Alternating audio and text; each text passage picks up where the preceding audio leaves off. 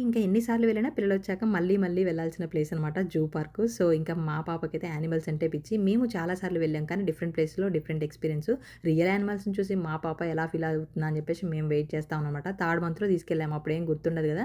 So, ఇక్కడ జిరాఫీలకైతే feed చేసింది. మళ్ళీ మళ్ళీ పెడతా ఉంటుంది. కానీ వాళ్ళ 6 డాలర్‌లకి 4 ఆకలిస్తుందన్నమాట. అలా 2 సార్లు అయితే తీసుకున్నాము.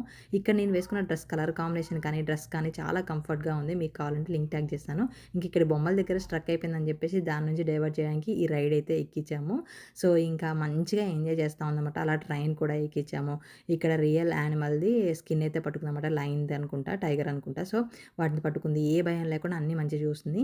ఈ బేర్ మాత్రం చాలా దగ్గర నుంచి అయితే కనపడుతుందన్నమాట. ఇంకా దేన్ని కూడా లోపలికి రానియట్లే. వాటితో ఫైట్ చేస్తా ఉంది. మంచిగా కూర్చొని రిలాక్స్‌గా తింటా ఉంది.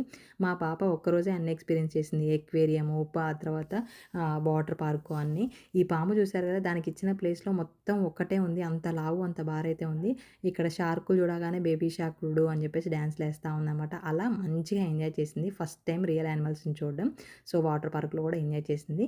సో, మా పాప ఎక్స్‌పీరియన్స్ వాటిని చూసి మేము ఎలా ఫీల్ అయ్యాము, ఏంటి అనేదైతే మన ఛానెల్‌లో ఫుల్ వీడియో అప్‌లోడ్ చేశాను. కింద లింక్ ట్యాగ్ చేశాను. తప్పకుండా వాచ్ చేయండి. వీడియో నచ్చితే ఒక లైక్ ఇవ్వడం మాత్రం మర్చిపోకండి.